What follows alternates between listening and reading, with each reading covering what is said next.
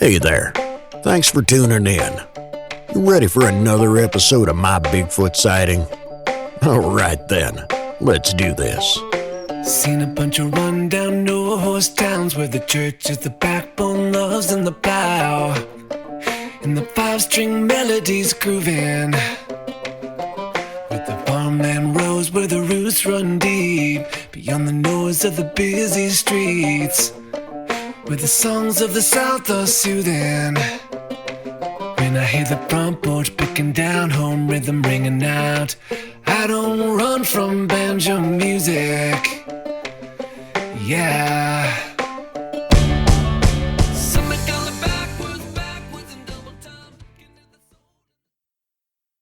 My Bigfoot sightings are what led me to making two films. My name is Greg Ogles. I'm a freelance filmmaker, and I got into Bigfooting in 2013. I needed a diversion in my life at that point.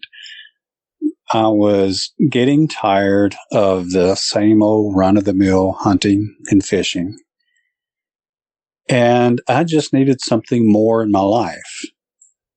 When I was a kid, I had a UFO experience, and it was somewhat traumatizing, but at the same time, it had given me an enthusiasm into the unknown. And as a result, I grew up watching In Search Of and Monster Quest and all of the other TV shows about the unknown. And one day, I decided to just get up off the couch and join the hunt. When I first started Bigfooting, I had joined a Facebook group and got together with several friends. And one of my mentors, his name was Paul Hulsey, and he just recently passed away. God rest his soul. But he was my mentor and actually showed me the ropes, so to speak, and where and how to go Bigfooting. In my daytime job, I'm a traffic engineer, and it was part of my job in the years past to investigate very complex crashes. So what I would do is go out and gather data and document things. And there's several ways you can document. You can write things down. You can use a voice recorder, and you can also just use a video like I was doing. So I was very used to documenting with a video recorder and gathering pieces of a puzzle to solve a mystery. It was no different than just say a crime investigator who's trying to piece together a puzzle to solve a crime. So I took some of those same tools from my daytime job into the Bigfoot arena. When I first started out on my very first outing, it was a group outing, and it was in the middle of the summer, and it was very, very humid. It had just come a very large rainstorm, and there was still water on the trees. You could hear them dripping. And we were just in a group out in the middle of the woods, just talking and listening to our mentor, Paul. And as he was talking, I could hear something coming through the brush or through the trees. Sort of like when you brush up against a tree that right after it's rained, and you could hear the rain just fall down onto the ground, the whoosh, whoosh. So I heard this and thought, well, maybe it's a deer or something, And I was really looking forward to getting a glimpse at a deer or the occasional bear. which we don't have a whole lot of, but, you know, I thought it might be something. And to my surprise, everything got quiet. Everything got really, really still, very quiet, but you could still hear the water hit the ground as something was walking past the trees and the brush. And I got the attention of the person that was next to me, and I said, "Hey, did you hear that?" And she said, "Yes." And she said, "Listen close. You can hear something kind of mumbling." So I started listening much closer, and sure enough, you could hear something talking. There seemed to be like more than one. They seemed to be talking back and forth. It was a kind of sound. It is very difficult to explain and even more difficult to reproduce. So I'm sitting here listening to that, and all the while the raindrops from the trees keep getting closer and closer to our group. Now this other lady and I, we're the only ones in the group that's hearing this, but we're trying to gather the attention of everybody else. But Paul was still speaking, and, you know, he was real emphatic about speaking. So it was really just left up to me and the lady that was right next to me to figure out what was going on. But as this thing, as whatever it was getting closer, you could just feel the tension in the air. The air was real thick and just silent, dead silent. And then all of a sudden, and to our surprise, you heard crack. It was a very large limb, probably the diameter of about 4 to 5 inches. Something had broken that limb, and it was only about 30 or 40 yards away from us. And you're talking about jumping out of my skin. I was completely taken aback at what had happened. So we immediately just kind of, gathered ourselves together and was looking in the direction of the tree crack. And I wanted to just run over there to see what it was. But then I was thinking, well, you know, what if it was a bear or something like that? That would be stupid. And I just didn't want to charge to my destruction, you know. So, kept my faculties about me. And eventually, we did meander over into the woods, you know, talking loudly and saying, hey, bear, just go on. But we found the limb that was cracked. It was, like I said, it was only 30, 40 yards away from us. And there was nothing wrong with it, with this tree limb. It was not rotten. It was, the sap was still running in it. I mean, it was just very, very, very much alive. But the limb was about 7.5, 8 foot up. So whatever broke the limb, was high up in that tree, or could reach way up in the tree. So that from the get-go really caught my attention into Bigfooting. Now, I didn't see what that was, but looking back on the situation, I had heard that talking since then, and I recognize it now. It was absolutely like the samurai chatter. It was absolutely Bigfoot talking back and forth to each other.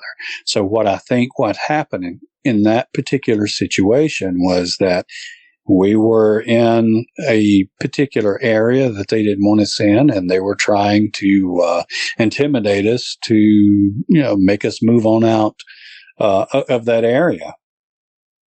Now, that particular event got me hooked.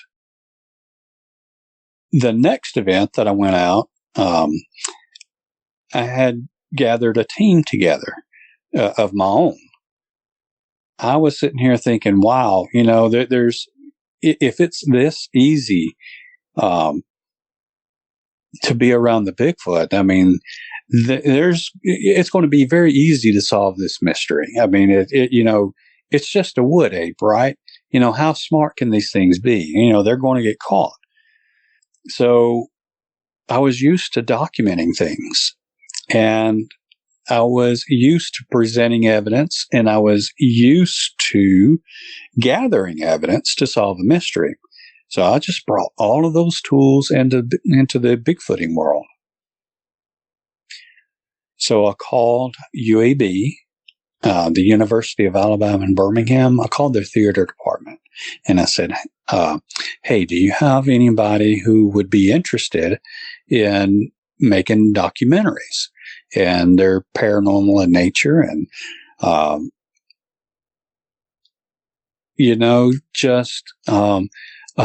I could use anybody with any kind of training whatsoever, because I had none, zero, zilch. I didn't care if it was an editor. I didn't care if it was somebody trained to be a producer or even an actress or a cameraman. I desperately needed camera people. So UAB put me in touch with my then camera guy. So we went out on our first outing. It was in 2014 and is in early 2014. Maybe it was late January, early February. So everything was dead as far as the foliage goes. And it was rather cool. Generally, but on this particular day that we went out, we wanted to go out scouting, but this particular day, it was mild, and it was a good day to get out. When we went out, there was lots of birds. It was lots of activity going on in the woods. The woods were alive that day. However, when you got to certain areas in this forest, it's the Bankhead National Forest in northern Alabama. When you get to certain areas in this forest, it's downright creepy. I can't put a finger on exactly what makes it so creepy, but when you get into certain areas, it's very, very creepy. But this particular day, we weren't in a creepy area. It seemed very lively. Lots of birds in the area.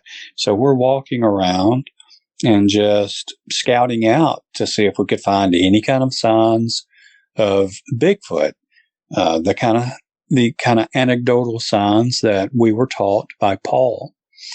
We were looking for tree breaks. We were looking for footprints. We were looking for any other sign that would kind of tell us this would be a good place to look for Bigfoot. So we came across this pond in the woods. Now, this pond was not very big. It was probably 20 yards in diameter. It was almost a circular pond. So we're looking around this pond, and I'm throwing little bits of crackers out into the pond so that you can see the brim come up and eat the little fishies. And we walk around this pond, and then all of a sudden I'm stunned again. From this little hill, this very small hill that was right next to this pond, here come these footprints. Now, you could see the footprints on the ground up near the hill, but they were still obscured somewhat by leaves. However, these footprints came all the way down to the pond, and they walked around the pond and then back up another hill and then back off into the woods. Now, these footprints, were the absolute largest footprints I had ever seen. We sat and measured the footprints. They were 16 inches long.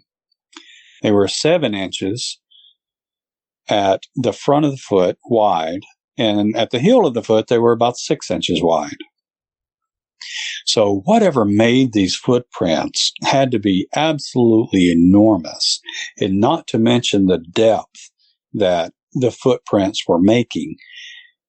At the time, I was about 250 pounds, and I couldn't make a footprint anywhere near what this animal had made. We started, looking at some of the footprints a little closer. You could see that there was mud squished between the toes. You could see that in a few places there were dermal ridges. And I thought, man, there's going to be nothing to proving this Bigfoot thing. It's easy. There's nothing to it. I'm going to solve it. I'm going to be a star, right? Well, I didn't know how rare this type of evidence was. So we started our recording. We were recording that evidence, and I was sitting there just describing these footprints made by some creature, and I thought I had some of the best evidence ever. Until I got home and reviewed the tape, and I was like, oh, nobody's going to use this video. Nobody's going to see it. We're not going to use it in any kind of film, right? I did not know anything about video presence or anything like that. It was just awful. Absolutely awful. But anyway, these footprints, they were about 5.5 feet apart in stride.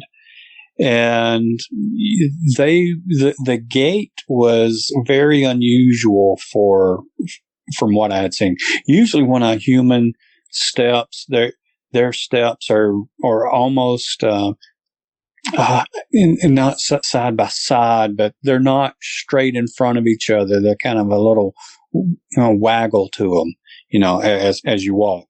Walk down the beach and turn around and look, and you'll see what I'm talking about. But these footprints happen to be one right in front of another, almost in a straight beeline, which was the weirdest thing. I tried to copy it while I was there, and my hips just wouldn't let me walk that way, much less,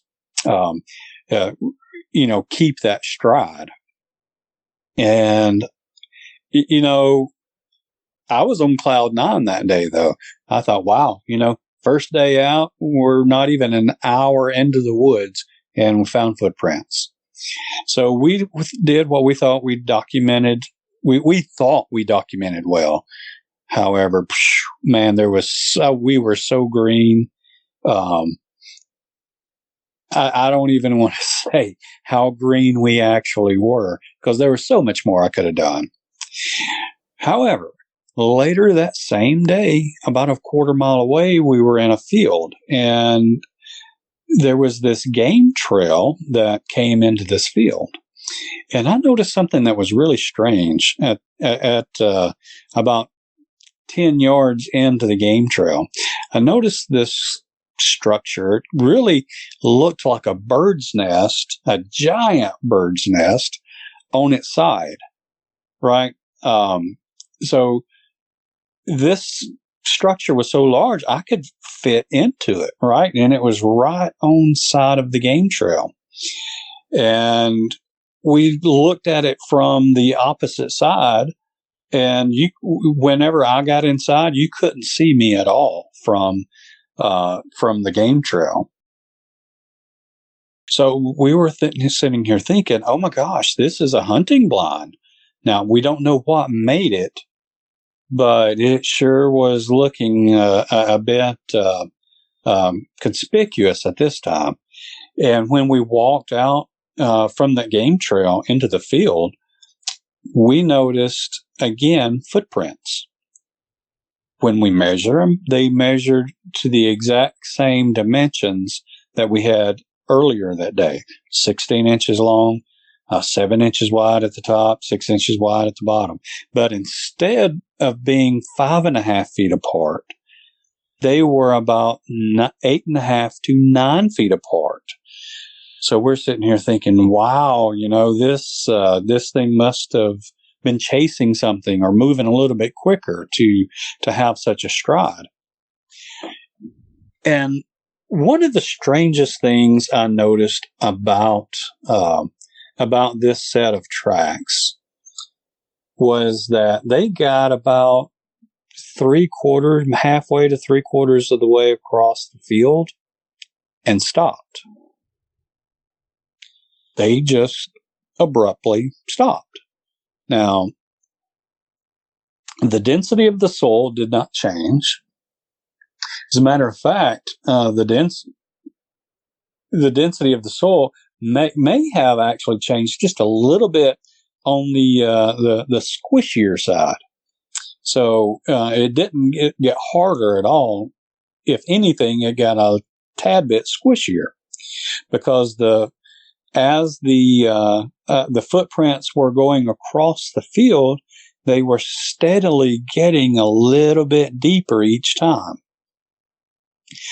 But the footprints stopping where they did was just strange to us. I mean, it didn't seem to. There was like no reason for him to stop, and it was in the middle of a field. There was nothing for it to jump up into, even if it. We checked all the way in a straight line toward where the footprints were going, and it didn't make a leap, So they just stopped, which was really weird.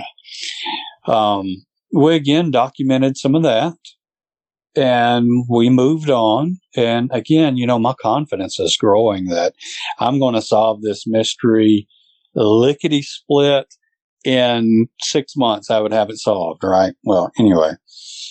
Now, again, that is fabulous evidence that we came across. And it's unfortunate that I did not have the camera presence or the experience to properly document what we had come across. And to this day, I still keep kicking myself for not being more prepared. However, it didn't end there. This field was very large, and we went way back into the back of the field. When we got closer to the wood line at the very back of the field, there were these two bat houses that were atop 4x4 posts. Now, the bat houses were situated about 10 feet up in the air. There was an opening down on the bottom where the bats leave the bat house from the bottom. It's not like a bird house that has an opening on the side. These bat houses have the opening from the bottom. So we noticed on one of these poles that there was some fingerprints. Now, I don't know if anybody has tried to reach their hand around a 4x4, but it's a pretty daunting task to be able to do that. You have to have really large hands. So there was these 4 fingerprints on one side, on one face. And you could see from like the top knuckles, from the top knuckles to the tip of the fingers. You could see that.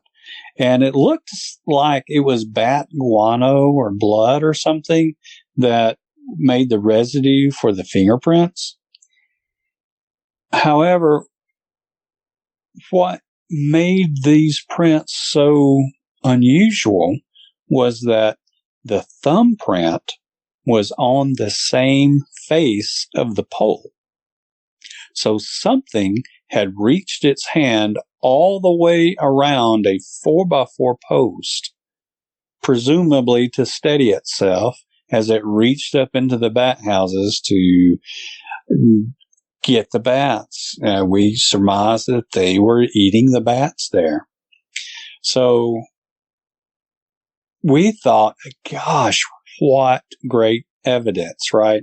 Now, we did film this, and the handprints were about 7 feet up in the air. So whatever it was that made them was fairly tall. Well, let me say fairly. Let me say extremely tall. And it was just awe-inspiring to see these fingerprints that was that was on this 4x4 post. Now, one other thing that was really odd about these fingerprints, if you take your hand and you curl them up and you bring your thumb to your fingers, your thumb naturally goes between your index finger and your middle finger. Well, where this thumb was more down toward the pinky and the ring finger.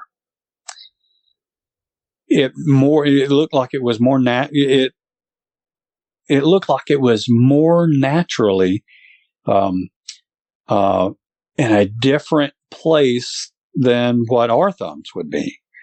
And again, at first, in the first few years, it really didn't dawn on me that the structure of this hand, other than being very large, was much different than ours. So these events led to us making the legend of the Downey Booger. The legend of the Downey Booger was a legend from the 1800s in Alabama, and it chronicled the early sightings of a Bigfoot. But back then, they didn't call them Bigfoots. They called them wild men and boogers. The first people that saw this and reported it were the Downey cousins. They were coming home from a dance, and they reported this tall, hairy, wild man appeared on the trail in front of them, out from a tree. And it really disturbed the horses. It scared the horses. They didn't want to go any further, so they had to find another way around. The people didn't believe them, and it happened again later to a moonshiner carrying his payload, and the moonshiner shot the creature instead of running, and the creature went into the woods, and he went and told the sheriff. The sheriff gathered a posse together, and they allegedly tracked the creature and up until a cliff, and they assumed it fell off the cliff to its demise. But because the cousins were the Downey cousins, that legend is now called the Downey Booger, the legend of the Downey Booger. So that is where it got its name from, and we were inspired to keep that legend alive. And it was extremely interesting that we had such a legend from the 1800s here in Alabama. So we got our film crew together, and, bless our hearts, we didn't know what we were doing at all. We didn't know where, how to start the film. We didn't know how to finish the film. We didn't know when we were finished with the film. So there were several times we would go out and, nothing happens. You go out Bigfooting, particularly during the day, and nothing ever happens. However, it got to a point where we would go out, we could hear something walking with us. When we would walk, it would walk. When we stopped, it stopped. It was rather playful, at that time, or at least that's what we thought. There wasn't any noises made. There wasn't anything thrown at that particular time until one day where we were coming back in course, this is still in the daytime and not long after our first outing. So it was still late February, early March. We were coming out and we were sitting at our vehicles. And while we were at our vehicles, we were just talking, and just kind of cutting up. And we were about to head home for the day. And we still kept hearing something walk right off into the brush, just out of sight range. And, we thought it could have been anything, just any kind of animal. So we didn't think too much of it until we started getting in our cars. And when we got in our cars, it was like something through the biggest log I've ever seen. This log was probably 8 feet long and at least over a foot in diameter. It was a very large log. And it just came, it was just hurled. Not in our direction, but we got a glimpse of it as it was hurled, and we were able to go over and look at it, which was probably pretty not the smartest thing in retrospect, but we did go over there and look at it. But this thing, the log itself, probably weighed several hundred pounds. I'm like, what in the world could throw a log, and it didn't fall from a tree. It landed, actually, it was a pine tree log, and it landed where there was no pine trees in that immediate vicinity, so it didn't fall straight down is what I was trying to get at. So, this was just really weird. We're like, okay, but whatever, I'm still tired and I'm going to go home.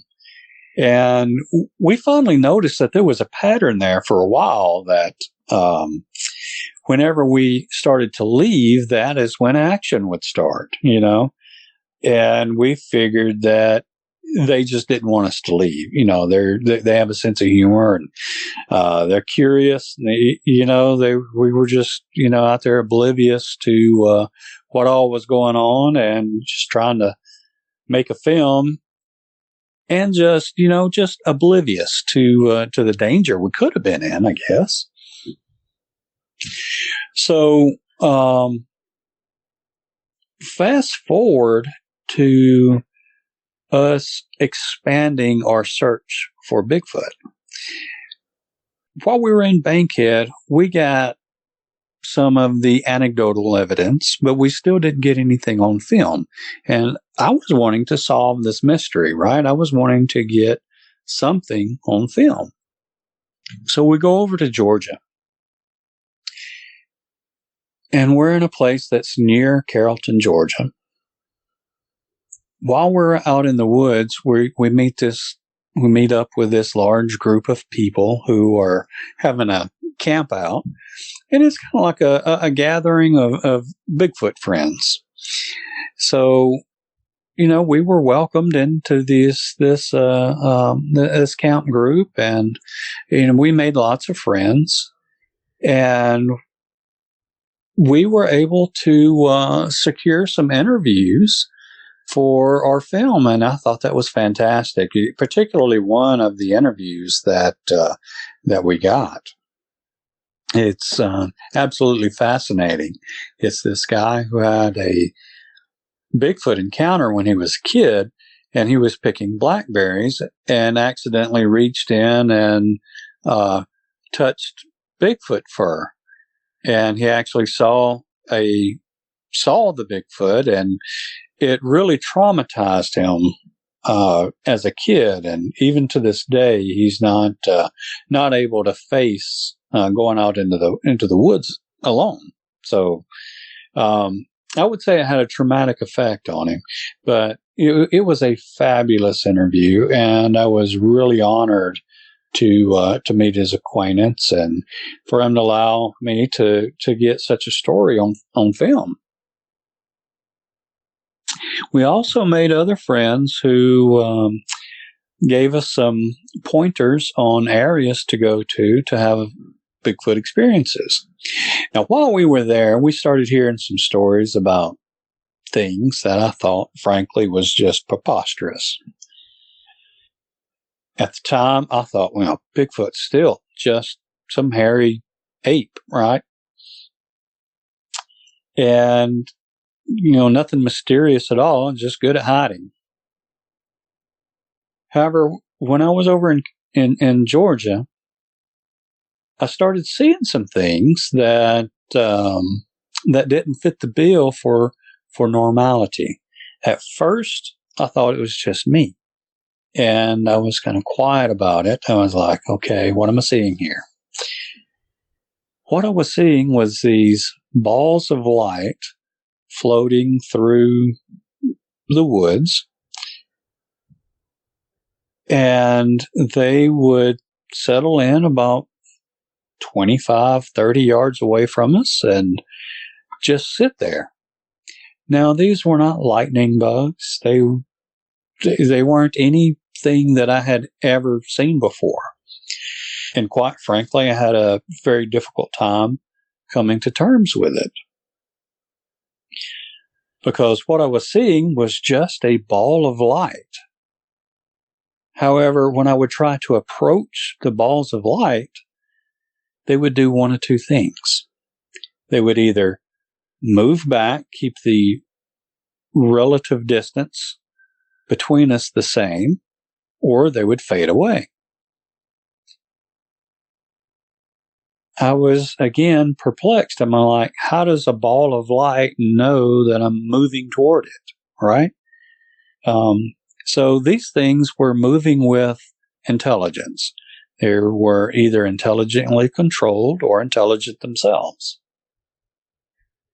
And again, it took me probably months to come to terms with what I was seeing, because every time we would go to this place, we would see these orbs. And I use the term orb as for lack of another term. These orbs would be white with a blue hue for the most part.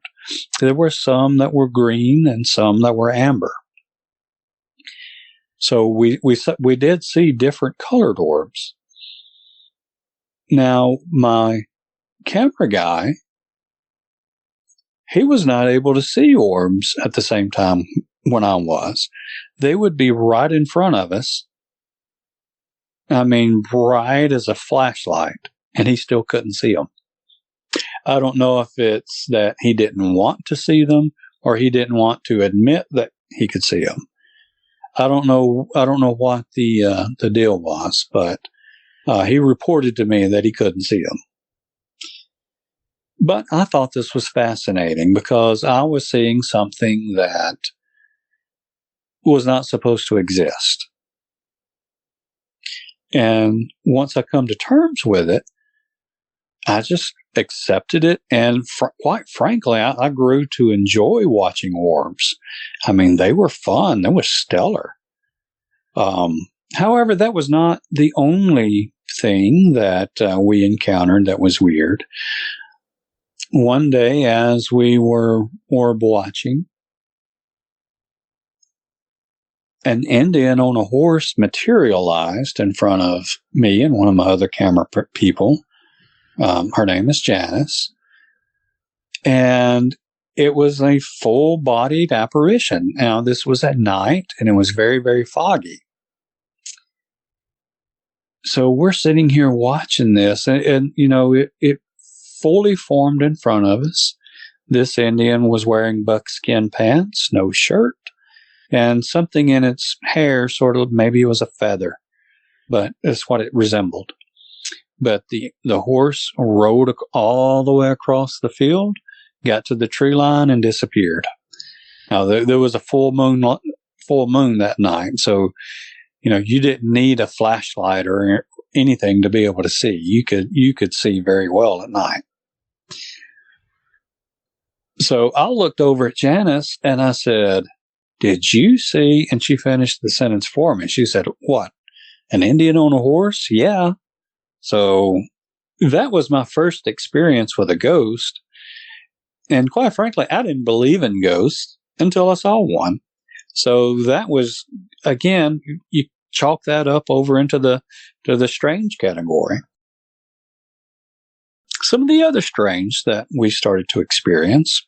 One day, again, we were at the same place in Georgia, and I had gone to the bathrooms, the bathhouses, and I was there taking a shower.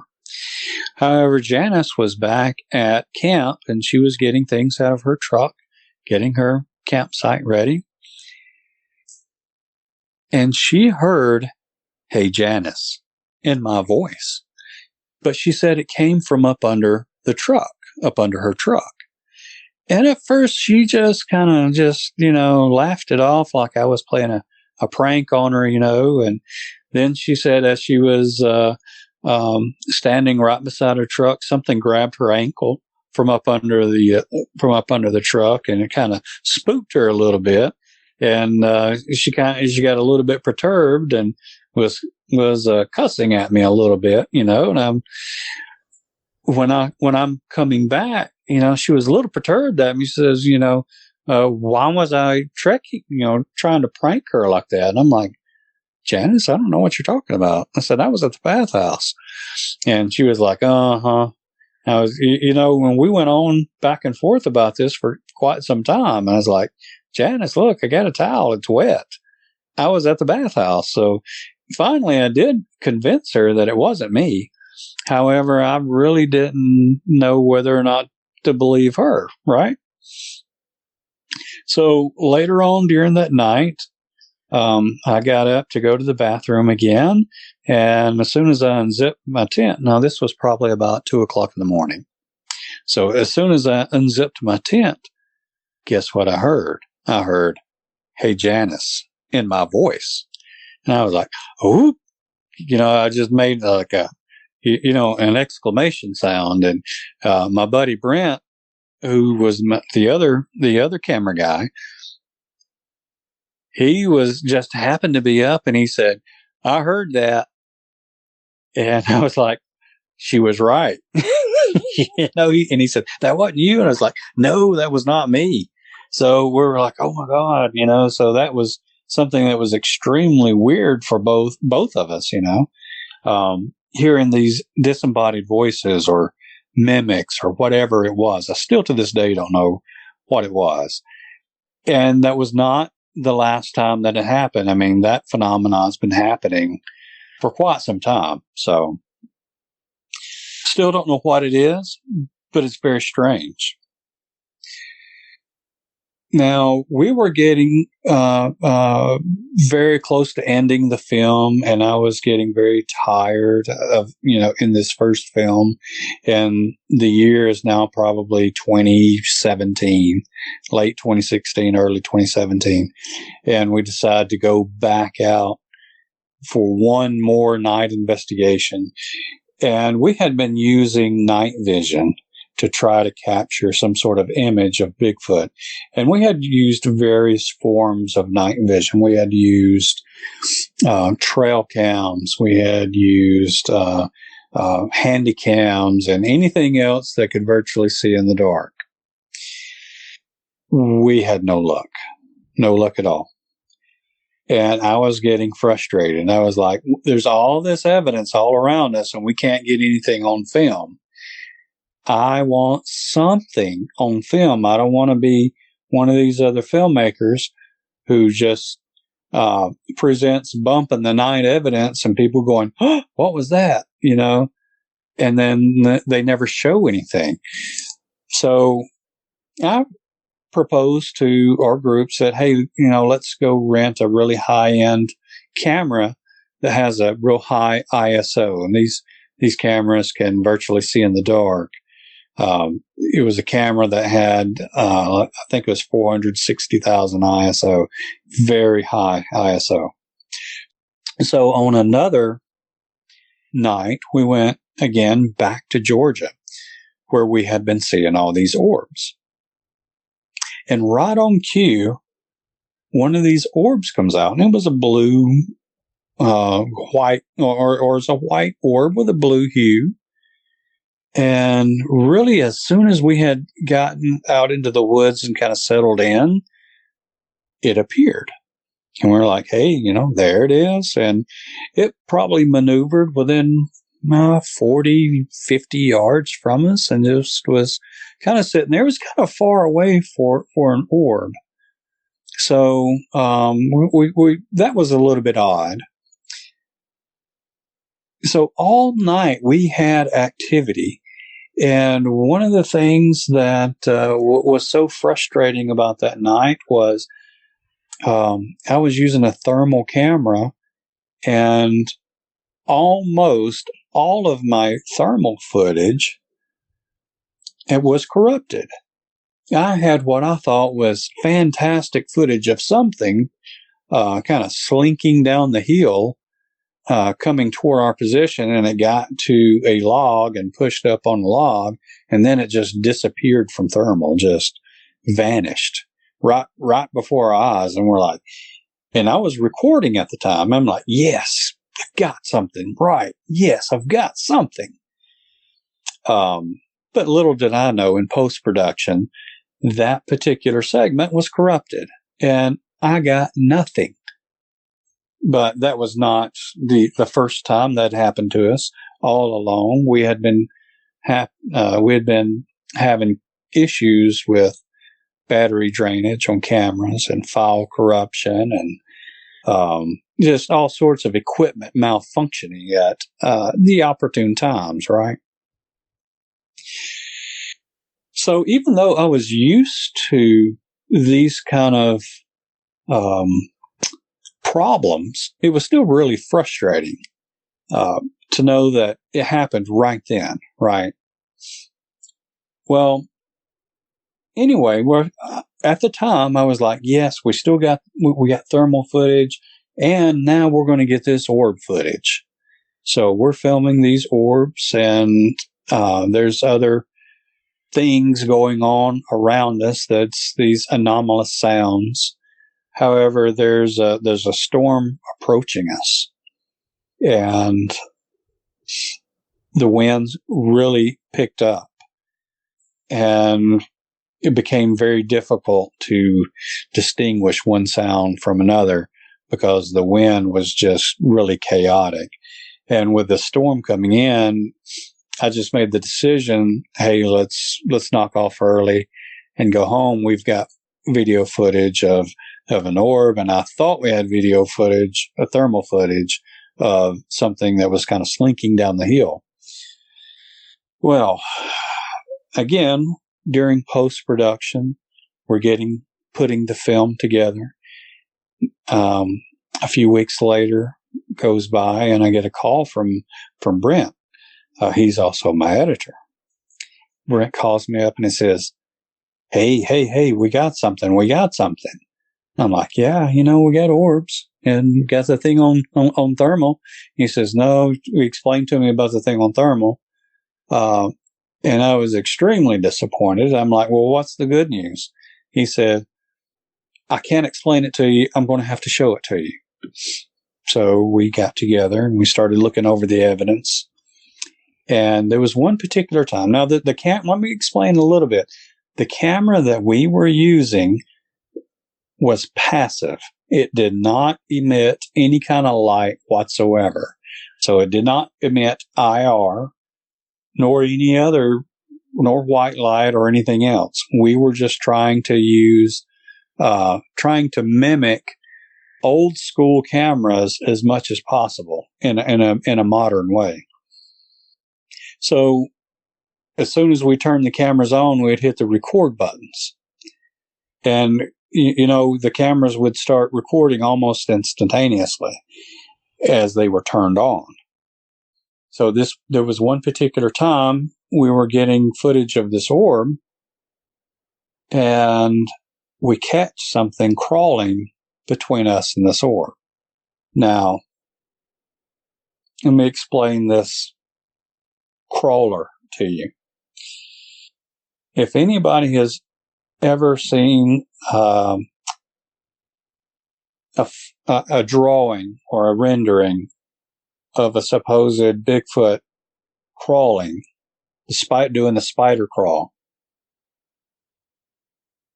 I would say that this is what this thing was doing. It was doing the spider crawl.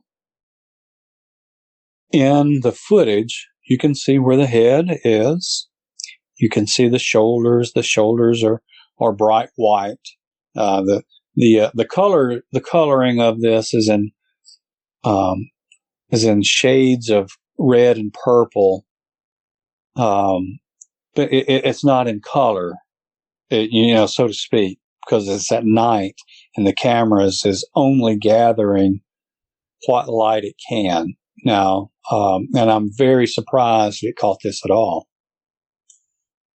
So the camera sees something between us and this orb, and it's crawling.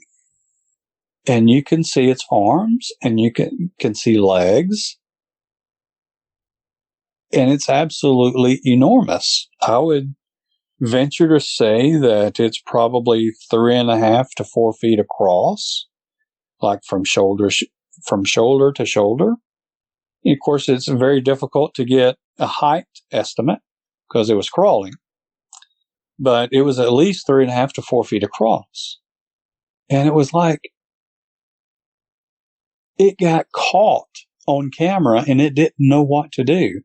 It's like, have you ever seen a squirrel that's out on the road and a car's coming and it gets panicked and it doesn't know which way to go?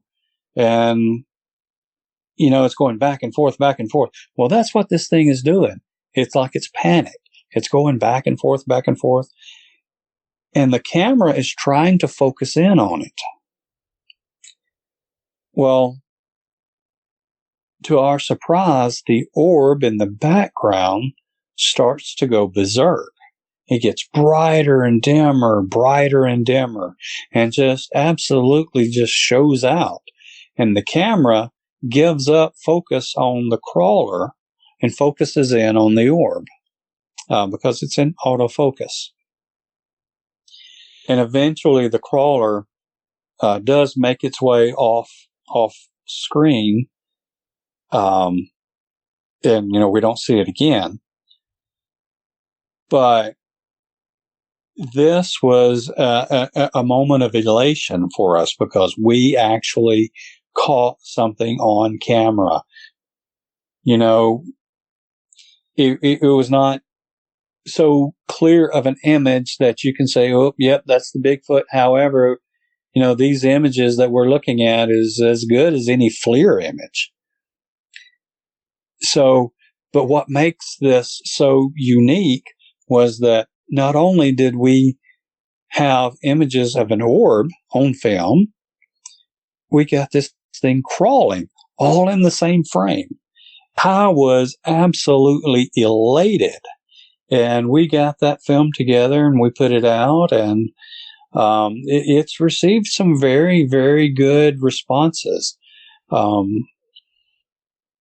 Particularly, we didn't exactly know what we were doing when we made the film, but we learned along the way, and it was a huge learning curve. But now I'm a very seasoned filmmaker now.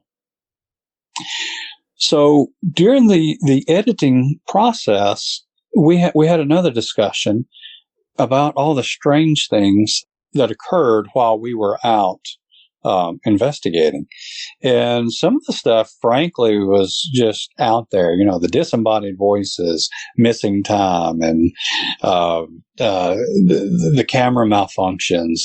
All of that just seems too convenient, and we didn't have direct evidence of it, right?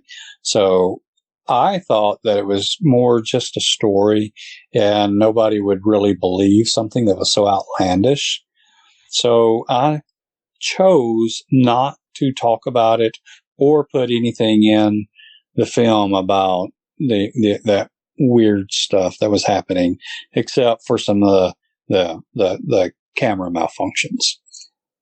Now, after the release of The Legend of the Downey Booger, it was still eating at me about what some of this strange stuff was. So I started checking around to see if other people had experienced some of the same things that we did. And sure enough, I found this author. His name's Trey Hudson, and he wrote a book called The Meadow Project. And I read the book, and it had some of the same weird stuff that we had experienced. So I called him up and see if he would be interested in participating in another film with me, and he agreed. And we went out to experience some of the weird stuff that's at the Meadow. During the making of that film, we had learned about the land between the lakes and how odd and active that area is. So, moving on from the Meadow, now there's some strange things that we saw at the Meadow, and I hate to kind of gloss over them, but if I spend, too much detailed time in everything, then this episode would be days long. But some of the things that we experienced at the Meadow was, again, orbs. We saw orbs. I saw shadow people for the first time. And that was really disturbing, seeing shadow people, because again, it's something that you don't.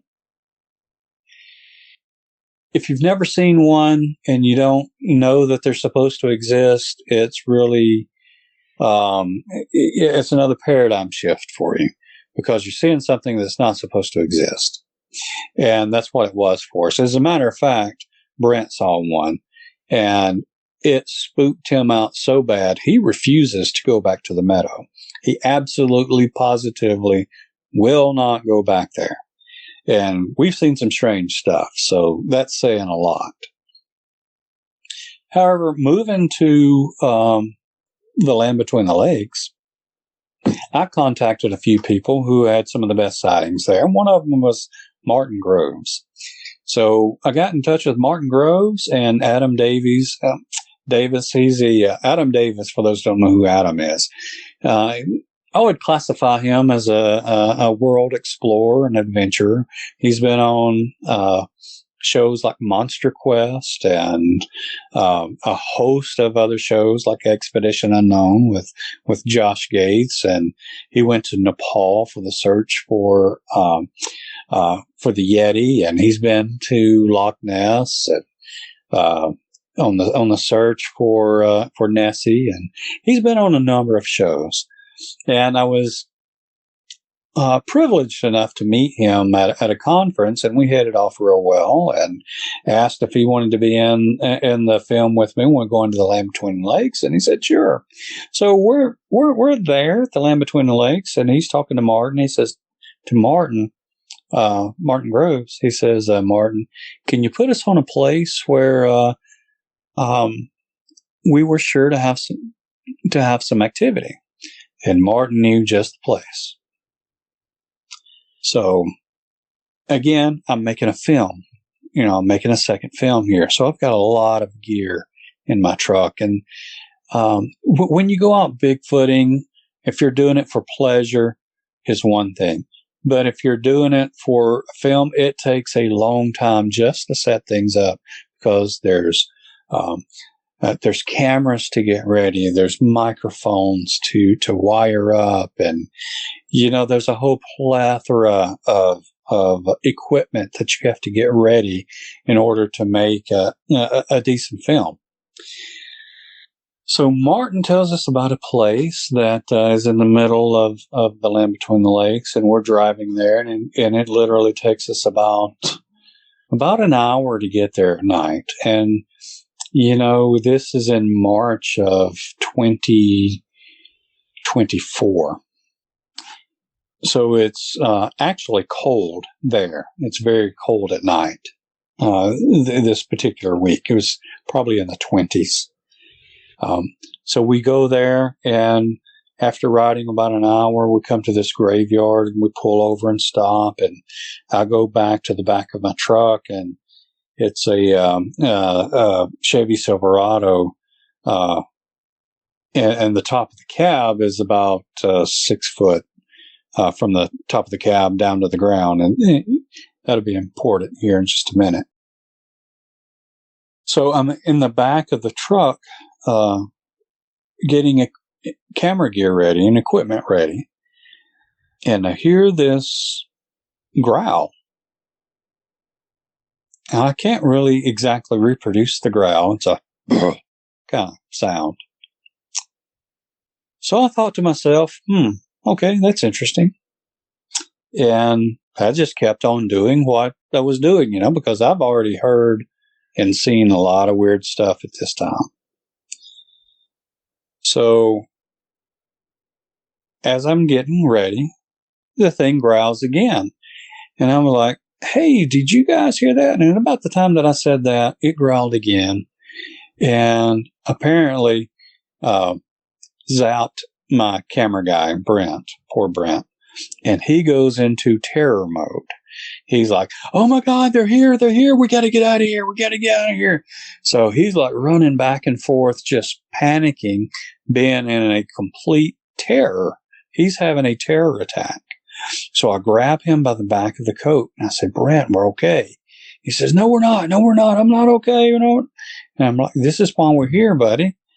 And he's like, no, we got to get out of here. And knowing that this is something that needs to be recorded.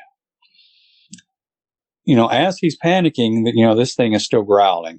It actually ramped up its growling in between his panicking. But in his defense, I will say this about the growls. You could feel them on the inside of you. Every time it growled, your whole internal organs just vibrated. And it gives you a sense of just panic and terror. So that it's very real, whatever it was, whatever happened. And I don't think I got hit as badly as Brent did, but he sure did get hit. So I've got him by the back of the coat, and I'm reaching and grab the camera, and I successfully start up the camera, and I can hear the whine of it, the stwee. The camera just winds up, and I happen to look up, and standing, I'm at the back right corner of my truck, and standing at the driver's side, the left front of my truck, is a Bigfoot. I can see from its lower part of its chest up. I can only see the silhouette of it. I can't make out its face because it's pitch black. It's in the middle of the night. And I'm stunned. I'm sitting there looking at it, it's like, oh crap, it's right there. And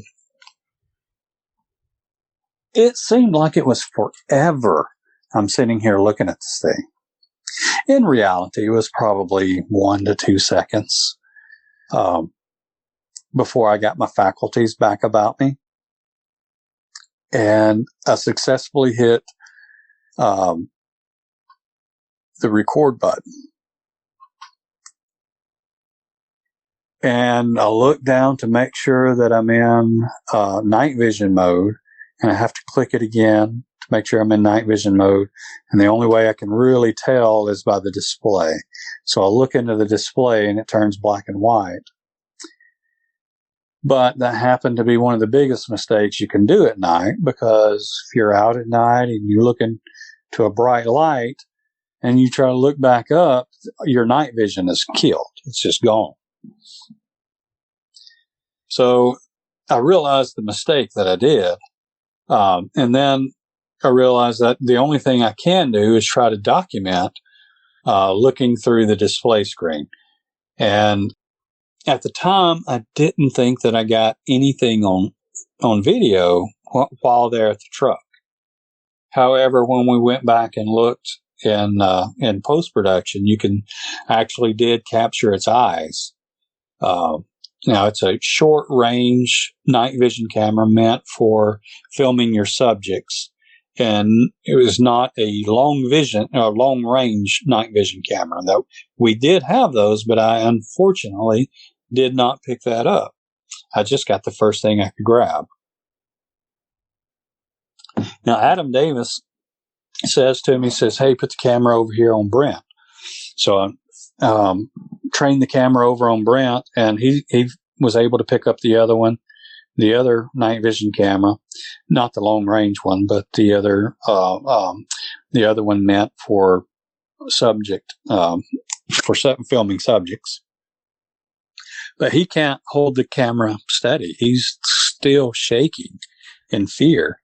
And we document it, how he's shaking in fear. And, and again, this Bigfoot just keeps growling at us. Now, there were 4 of us in this immediate area. There were other people that were in a different area of the cemetery than us. Unbeknownst to us, they were having their own experience. But us 4, we were good-sized guys, and this Bigfoot was not intimidated by us whatsoever. Now, Adam was in the British military. While he was in the British military, it was his job to hunt down war criminals and warlords. So he's been in firefights and, just very precarious situations, at various times in his life. But he has said that he has never been in a situation like that. And he genuinely thought that we were not going to be going home that day. So his military training kicks in. He wanted us to kind of group together and not be too spread out, right? So he wanted us to group together and push this Bigfoot back deeper into the woods. So we get together in a small group, and Brent gets his faculties about him, and he starts filming, and I'm filming. And every time we take a step forward toward where this Bigfoot is, or where we think it is, it growls. And it's like a tug of war. We take a step forward, it growls. We pull back a little bit and then go forward a little bit more, and it starts growling. And this goes on for like 20 minutes or so. And about 20 minutes into it, something starts throwing rocks from another direction, from my left. Now, this thing is still in front of us. And as something is throwing rocks from our left, our security guy, who's former law enforcement, really big guy, and has been in a lot of hairy situations. He also Bigfoot hunts and has been doing it for quite some time. But he said this was the first time he had ever drawn his weapon. He had his weapon drawn, and he was ready for whatever might happen, But from what I saw of the Bigfoot, I don't think whatever kind of weapon that we had would have done any good at all. So, anyway, as there's something throwing some rocks or something from the left, and the Bigfoot that we had moved successfully back into the woods some, his eyes start glowing, and we catch it on camera. And it's not eye shine. A lot of people say it's eye shine, and sometimes I say eye shine as well. But this is a true glow. You could see them with your naked eye without any kind of light or anything. And they were red, or a red tone, maybe more amber, but still in the red family. So this thing, it's, I don't know what its intentions were. However, Adam immediately, once he found out that there was another one off to our left, he immediately knew what this tactic was. He said they were flanking us. And he got really concerned at that time because these things were acting with extreme intelligence. It took planning to do that. And not only did it take planning, I mean, it would have taken some sort of communication between them to be able to do that. So that really confirms to me that, you know, they do have a language. They do talk to each other. Right on cue, right after, you know, things kind of quieted down a little bit, we got a few post interviews out of the cameras. And then the batteries died. You know, it's right on cue. It's very par for the course, so to speak. So there's nothing really else that we can do that night because our cameras that were supposed to have lasted all night only lasted about 25 minutes. So, you know, we're just kind of putting up gear, you know. We didn't know what else we could do. So as everybody else was putting up gear, I go out up in front of the truck with my flashlight thinking I could maybe find some tracks. And the road had a lot of gravel on it, and it didn't leave any tracks. So I thought to myself, I was like, I wonder if it's still around. So I let out this big growl, this roar, just really, really loud, right? And immediately I got a response. It goes boom, boom, boom. It stomps. And you could hear that, you know, I mean, you could tell that it was a stomp because you could hear like the underbrush just kind of cracking along with it. But it was really loud. And Brent was walking up as that was happening, and you know, he heard me yell out the growl, and he looked over me and says, "Hey man, it responded to you." And I'm like, "Yeah, I'm gonna do it again." So I again let out this big growl, roar, and lo and behold, it responds again. Boom, boom, boom. But this time, instead of being, 30, 40 yards off into the woods, it's right at the edge of the trail. It's maybe 5 yards in the woods. Brent looks over at me and he says, "Stop doing that." And I'm like, for once I agree with you, Brent, because we weren't armed and I didn't know what I was saying to it, but I was going to quit it immediately. So we went back and finished up putting up gear and got in our trucks and hauled out of there. Later, during that investigation, we went to a place where Orbs just absolutely showed out for us. They were just absolutely incredible. We were able to film them, and we filmed them in color. And I couldn't have been happier about that whole weekend to the Land Between the Lakes. It was such an exciting weekend. Well, it was really more than a weekend. It was more of a week. But anyway, that finished up our second film, and it's called Cryptic Expeditions, The Land Between the Lakes. Now, it's chopped full of evidence, more than just that one encounter. So it's a fantastic film, light years better than our first one, even though our first one is no slouch. It's pretty good. But it seems like the more we do this, the better we get at it. So it's called The Land Between the Lakes, and you can see it on relicfilmsmedia.com or Channel 12 Network. It's streaming there, and it'll soon be streaming on other places as well, but it was only recently released in January of 2025. With the completion of that film, it really excited me about filming another film. But I wanted to change directions a little bit. I got together again with Adam Davies, and he suggested that we concentrate on missing people in the national forest. And I'm like, wow, that would be a really good project. So, in good fashion, we picked a couple of people that went missing and has been a true mystery, ever since they're missing, and their cases have not been solved yet.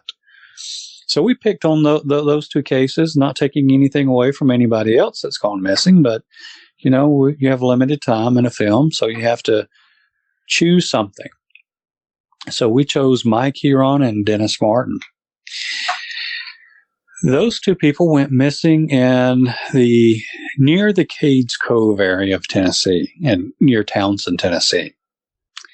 We have lots of theories about what happened, but in true fashion, as a Bigfooter, one of the theories is going to be that they were taken by a Bigfoot. So I went to a place called LJ in Georgia. There, I met these people that have a business called Squatch fishing, and what they do is they take you out fishing during the daytime. They teach you how to fly fish, and at night they'll take you out squatching. That sounded fabulous to me. So, since it's in the relative area of Townsend and where these other people went missing, I figured, hey, are there any Bigfoots in this area? So we were there, and he took us out investigating, and sure enough, we found footprints and, again, experienced orbs. That seems to be a common theme. But during the making of The Land Between the Lakes, my camera guy, Brent, he had enough. He had seen enough, and he wanted to bow out of this film. So I had to get me another camera guy.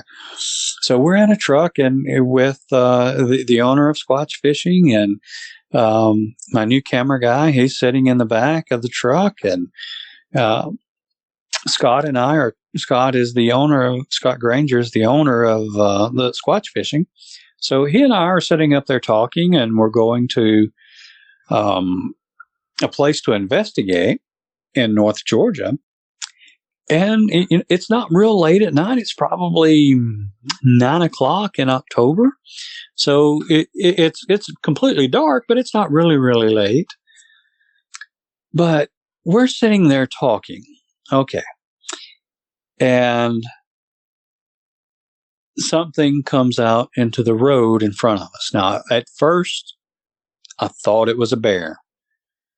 I'll be honest, I thought it was a bear at first. But it was the biggest darn bear that would have ever existed, I think. This was probably about 4 feet wide from what I was seeing. It was on all fours, and it was crawling away from us. Now, the coloring of this thing was a dull black. It's almost as if the hair was absorbing light. It was not shiny. It was not. It was very dull, and it was very different to look at. Now it was within headlight, so it wasn't very far away from us.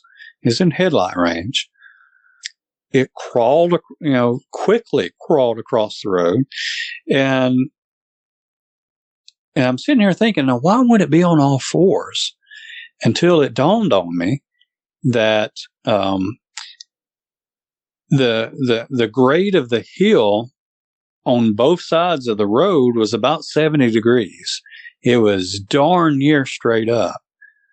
So when that thing got across the road, it actually went up the road a little bit for about maybe 10, 15 yards, and then got to the other side of the road, and then went up the embankment and was gone. And so, of course, we immediately stopped. We were only seconds behind it. So we stopped, jumped out of the truck. We fired up our camera gear and our FLIRs and everything else. But by the time they even started up, this thing was gone. It was the fastest thing I have ever seen. Very unnaturally fast. So we started to concentrate on the evidence. We started looking around, and we found where it crawled up the hill. And we figured if it was a bear, you're going to see claw marks in the dirt. Well, instead of finding claw marks, we found what could be characterized as like finger marks. Imagine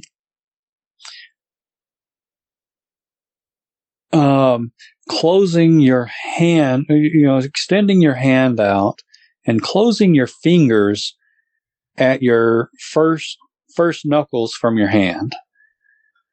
I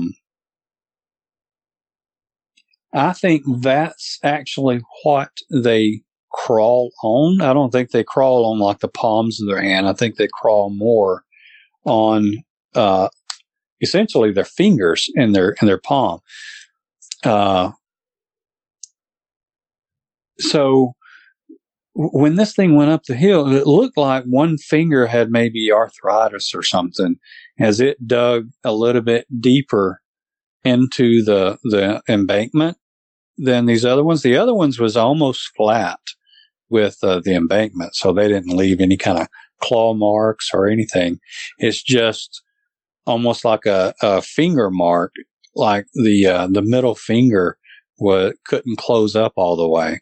So really looked like it had arthritis. That's the way I would describe it. But it was consistent going all the way up. It consistently could not close that one finger with the rest of them. However, we did find tracks. It did leave when it started to go up at some point. When it first went up the hill, it contorted its body in a really weird way, and you knew instantly that it was no bear at that point. It's very difficult to describe. It would have been much better shown than explained. And I looked over at my camera guy and I said, "Please tell me you got that on film." As normally we would be filming during any type of transit in the woods from one place to the next. Well, I can blame this on me. I forgot to tell the new camera guy, Jim, to record during that session. So again, I take full responsibility for the cameras not going, but it was surely an opportunity missed. And it was a very good, clear view of a Bigfoot, particularly once it started going up the embankment on the other side. Now, I never did get a look at its face. It didn't turn and look at us. However, you could see its body clearly, and it just everything was blacker than black. But again, it was a very dull black, not shiny like you would see on a bear. Bears' coats are somewhat shiny. But, like I say, this almost seemed like it absorbed light. That particular sighting I was really, really blessed to be able to get that clear a view and look. It just happened to be looking straight at it. And it was incredible. I feel just enormously blessed that in 2024, I happened to see two with my own eyes. Had two encounters. One, both at night. One, I didn't have any lights on it, but I could see its outline, and it was way too close for my comfort. And the other, we were in a truck, and I could see it clearly with the headlights. And the only thing that I didn't get a good look at was his face. That's unfortunate. I've been wanting to see what one looks like in the face for quite some time. And I still haven't had that opportunity yet. But I feel truly, truly blessed to be able to have these encounters and to be able to share these encounters with the rest of the world. So this next film is called The Vanished, and it centers around two missing people in the Smoky Mountain National Park. And it's really interesting, though there's lots of theories as to why they went missing, and certainly Bigfoot is one of them. And with Bigfoot being, I know personally that there's Bigfoot within an hour's drive of there, which would make it about 70 miles. I'm certain that there would be Bigfoot in the Smoky Mountain National Forest.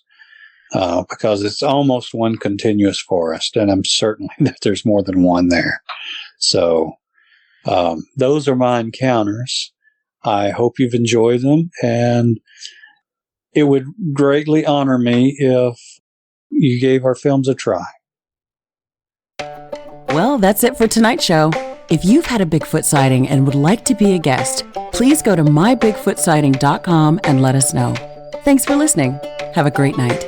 Seen a bunch of rundown no-horse towns where the church is the backbone, loves and the plow, and the five-string melodies grooving, with the farmland rows where the roots run deep, beyond the noise of the busy streets, where the songs of the South are soothing.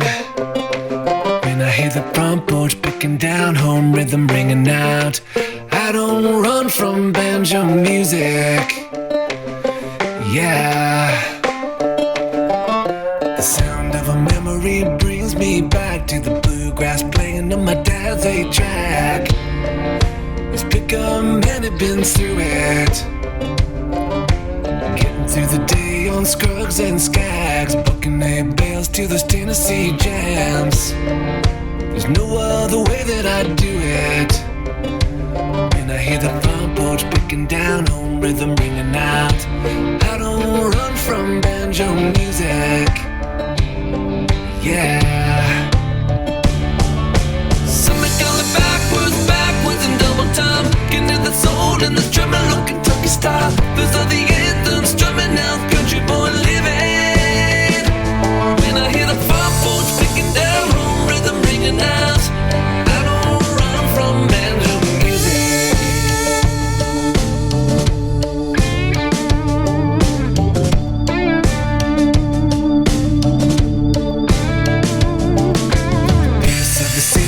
Drives me wild. The only tune is the cars rushing by, with the bass on the stereos booming. When I hear the front porch picking down, home rhythm ringing out, I don't run from banjo music. Yeah.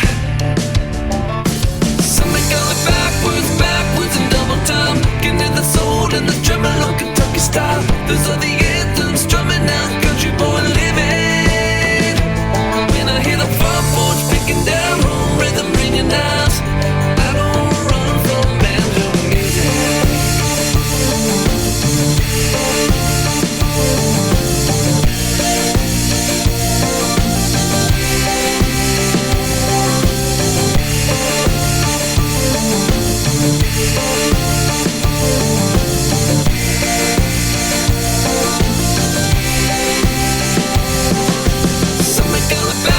Backwards and double time, getting to the soul and the drumming low Kentucky style. Those are the anthems drumming out, country boy living.